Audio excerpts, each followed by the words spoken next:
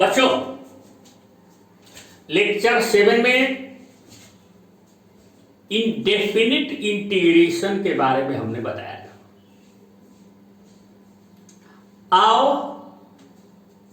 एक छोटा सा एप्लीकेशन देखते हैं इसे। 9th क्लास में आप पढ़े हो कि एक बॉडी कोई ऑब्जेक्ट स्ट्रेट लाइन में कांस्टेंट एक्सेलरेशन से चल रहा है।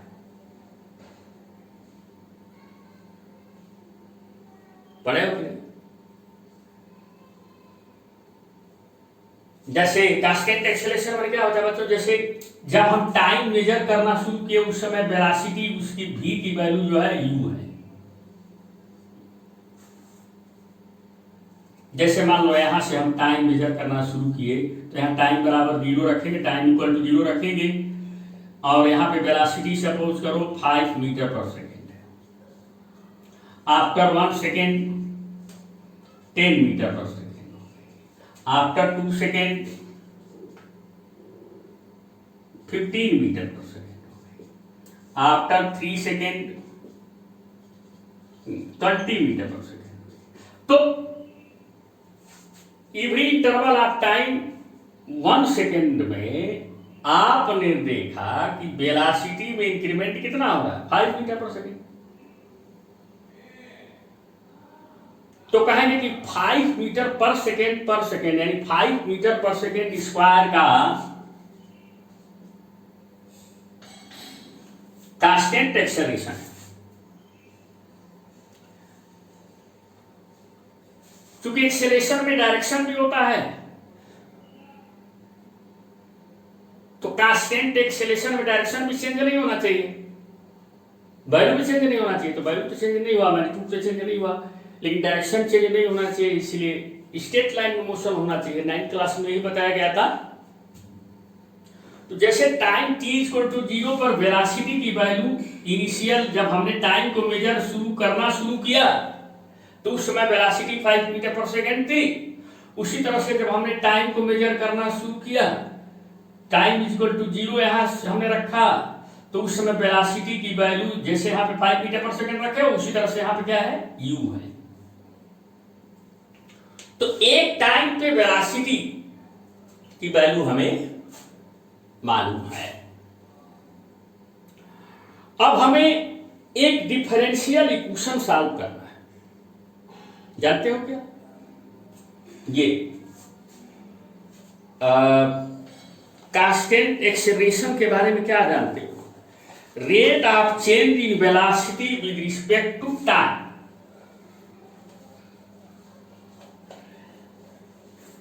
ठीक है, तो rate of change in velocity with respect to time dv by dt is equal to constant acceleration a।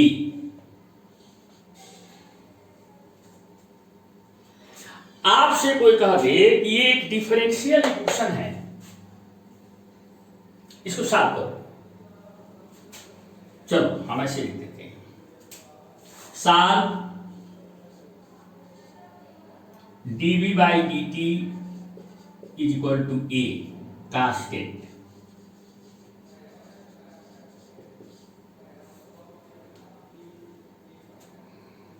तो एक्सेलरेशन तो कांस्टेंट है, ये डिफरेंशियल इक्वेशन हो गया। तो हमने कहा ना कि अगर रेट ऑफ चेंज मालूम हो या इस तरह से कोई डिफरेंशियल इक्वेशन मालूम हो, जिसको हिंदी में अवकल समीकरण कहते हैं, ऐसे डिफरेंशियल इक्वेशन मालूम हो और हमको फंक्शन पता करना हो, रिलेशन जो फंक्शन पता करना हो, तो इंडेफिनिट इंटीग्रेशन का यूज कर सकते हैं। तो हमको फंक्शन पता करना है, यहां पे 2 वेरिएबल होना चाहिए। कौन कौन वेरिएबल है? एक तो टाइम चेंज हो रहा है, कांस्टेंट एक्सेलरेशन के ड्यूरिंग मोशन में टाइम चेंज हो रहा है, तो एक वेरिएबल टाइम t है। अब वेलोसिटी भी चेंज हो रही है, वेलोसिटी लगातार चेंज हो रही है, तो एक वेरिएबल वेलोसिटी भी है। इनका रेट ऑफ चेंज जो है, ये दो वेरिएबल है और ये कांस्टेंट है, ये में तो कोई चेंज हो नहीं रहा है। हाँ, इसको सॉल्व करने के लिए एक चीज जरूरी है कि टी के एक वैल्यू पर भी का एक वैल्यू मालूम होना चाहिए, वेलोसिटी का एक वैल्यू मालूम होना चाहिए। तो कांस्टेंट का वैल्यू निकाल, कांस्टेंट तो आएगा। यहां हमें मालूम है कि जब टाइम 0 है उस समय वेलोसिटी की वैल्यू क्या है, v इक्वल टू क्या है, इक्वल टू क्या है, u है। तो इससे हम इसको सॉल्व कर सकते हैं। तो हमें फंक्शन निकालना है, हमको फंक्शन गेन करना है और एक क्वेश्चन है, रेट ऑफ चेंज मालूम है। तो काम करो, ये फ्लेक्सिबल होता है, सॉल्यूशन आप निकालो।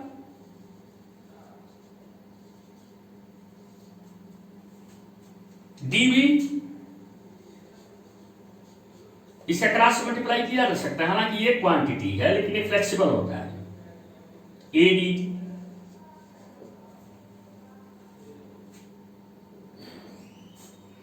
अब दोनों इंटीग्रल लगाओ, integration dv integral a d t. A coefficient है, कांस्टेंट वैल्यू है, तो उसके बाद क्या करोगे, integral dv, a constant value है तो ए को बाहर करो, इंटीग्रल डी। लेक्चर 7 हमने बताया था आपको कि integration dx equal to x, तो उसको थ्रू यहां पे इंटीग्रल dv क्या b, जैसे integral dx equal to x उस तरह से integral dv equal to b। a integral dt, जैसे ऐसी इसके हिसाब से क्या करोगे, t अब प्लस एक constant C.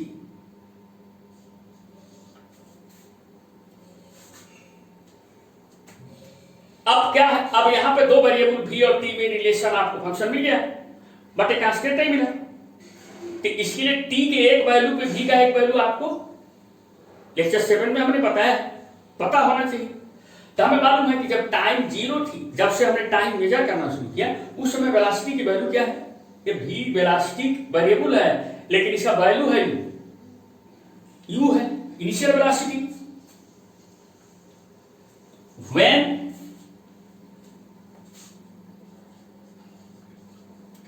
t equal to 0 then v equal to u। जब t का वैल्यू 0 होगा उस समय v u होगा। हेंस फ्रॉम 1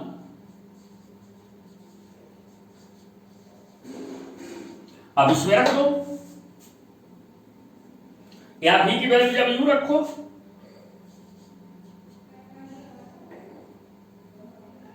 a t की वैल्यू 0 रखो प्लस c,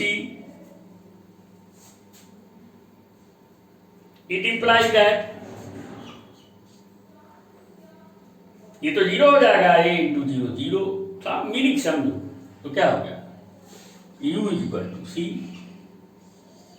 यानी जो कांस्टेंट था उसकी वैल्यू क्या हो गई, c की वैल्यू क्या आया, u आ गया। यानी यहां पे कांस्टेंट u होना चाहिए।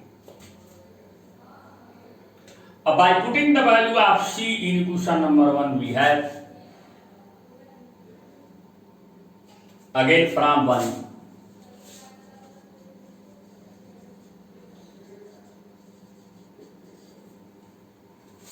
b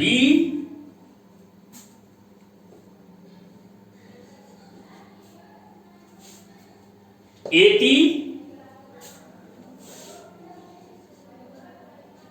c की वैल्यू यहां रख दो u, इसको ऐसे लिख दो or b is equal to u plus 8।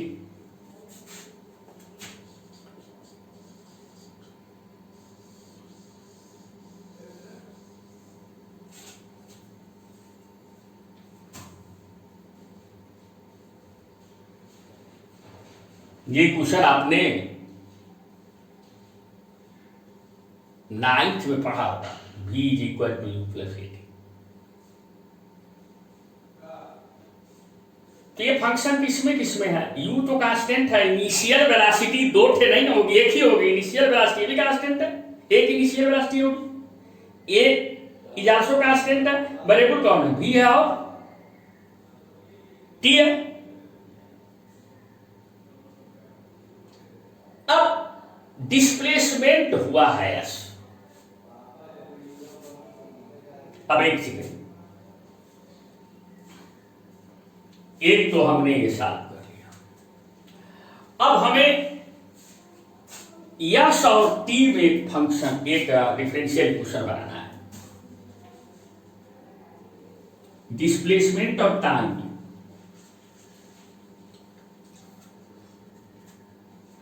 वो कैसे बनाओ? देख, the rate of change in displacement with respect to time is known as velocity at any instant। तो वेलोसिटी जो है वो क्या है? v, ये rate of change in displacement with respect to time.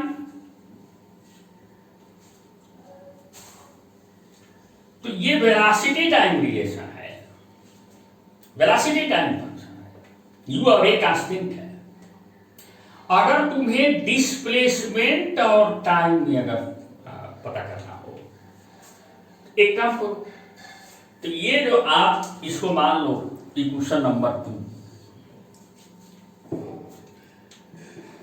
तो इक्वेशन नंबर 2 में v को हटा, ये दो वेरिएबल है v और एक t। तो वेरिएबल v को आप वेरिएबल यस के टर्म में हटा लो, again from 2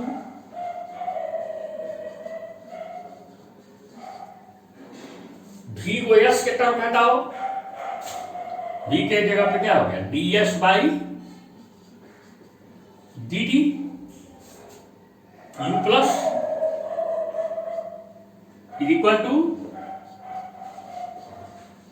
u plus a t. अब इसमें कौन कौन वेरिएबल है? यस, डिस्प्लेसमेंट, डिस्प्लेसमेंट भी चेंज होता है ना मोशन के साथ, और एक टाइम, या भी टाइम है, यहां u भी कांस्टेंट है, ए भी कांस्टेंट है। तो ये डिफरेंशियल इक्वेशन है। लेकिन अब t और s दो वेरिएबल हैं, तो t के एक वैल्यू पे s की एक वैल्यू मालूम होना चाहिए।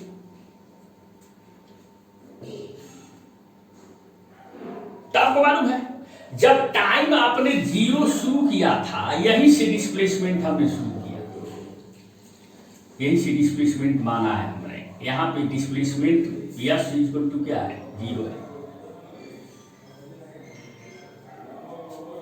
या जब से हमने टाइम मेजर करना शुरू किया तो बॉडी यही से मूव करना शुरू की है, यहां से हम डिस्प्लेसमेंट को यस माने, यही मान लो ओरिजिन है। तो टाइम t इक्वल टू 0 पे यस की वैल्यू कितना है? 0 है। तो अब आप इससे इसको सॉल्व करो, यहां पे दो वेरिएबल है, वहीं से ना डिस्प्लेसमेंट शुरू हुआ जी, जब टाइम 0 आपने माना है, वहीं से हमने मान लिया ओरिजिन है, यही से डिस्प्लेसमेंट शुरू हुआ, 0 मीटर यही लिखा हुआ है, मानते हैं यहीं से 0 मीटर लिखा हुआ है। तो आपको क्वेश्चन बना के दे देगा, साल ds by d t u plus a T given, क्या दिया हुआ है? t के एक वैल्यू पे s एक वैल्यू होना चाहिए। जब से हमने टाइम मेजर करना शुरू किया, वहीं से डिस्प्लेसमेंट को भी हमने 0 मीटर माना था। t when t is equal to 0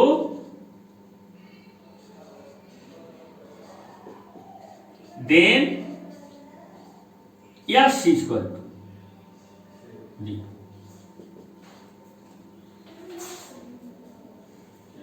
ऐसे करके साफ करने को कह देगा। अब इसलिए इसको सॉल्व करना इजी है। तो ये क्या है, rate of change in s with respect to t, rate of change in displacement with respect to time. There are two variable only, s and t, u and a are constant. You can solve this differential equation and you can find the relation or function between s and t. S is the function of t, s is the function of t, time के साथ s change होता है।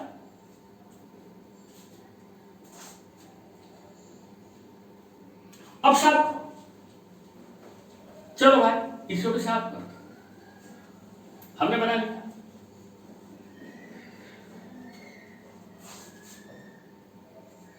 देख solution देखो,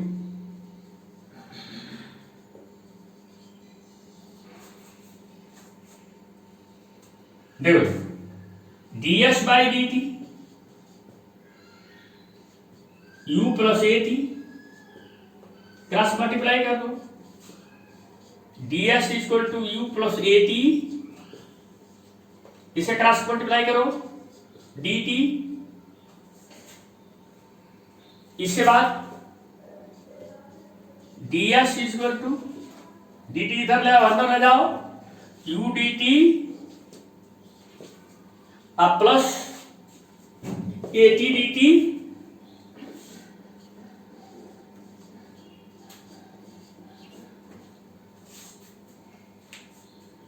अब integral का sign लगाओ। हाँ ये देखो मालूम है t इज इक्वल टू 0 पे s की वैल्यू 0 है, integral ds integral u dt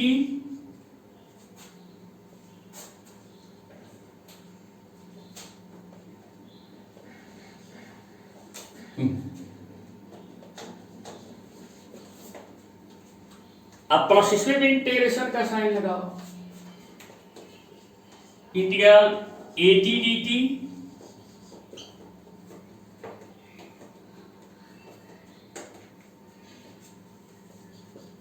integral D S, you constant है तो यू को बाहर करो, इंटीग्रल डी टी, ए भी कांस्टेंट है तो ए को बाहर करो, t d T,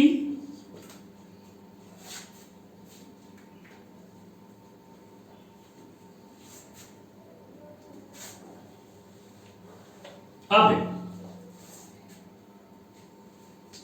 integral dx क्या होगा, वही formula integral dx equal to x, integral dx is equal to x से इंटीग्रल ds बराबर क्या होगा s,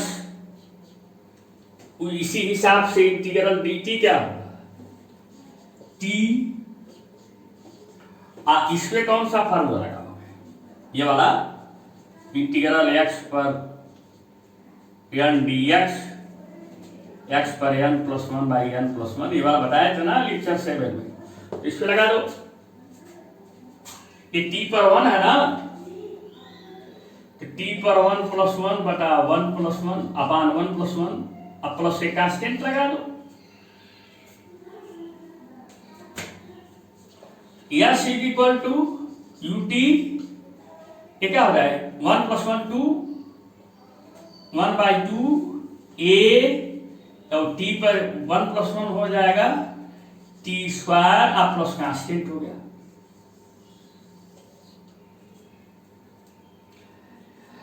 अब इस कांस्टेंट की वैल्यू निकालना है,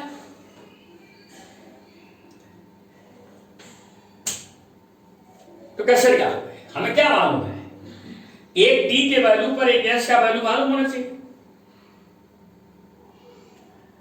एक t का वैल्यू 0 पे s की वैल्यू क्या है 0, इसको यहां पे क्वेश्चन नंबर कोई मान लो, मान लो नहीं, हम when t is equal to 0 then s equal to 0 from 1, यहाँ पे s 0 लिख दो, यहां भी ut 0 plus half a t square माने 0 स्क्वायर प्लस सी, तो है 0 हो जाएगा, ये भी 0 हो जाएगा, 0 इज इक्वल टू सी, यानी सी क्या होगा आपका 0 होगा। तो अब आप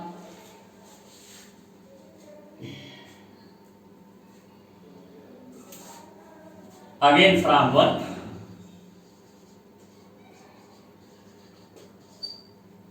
यहाँ सी वैल्यू 0 लिखो, s is equal to ut plus half a t square plus 0, it imply that s is equal to ut plus half a t square.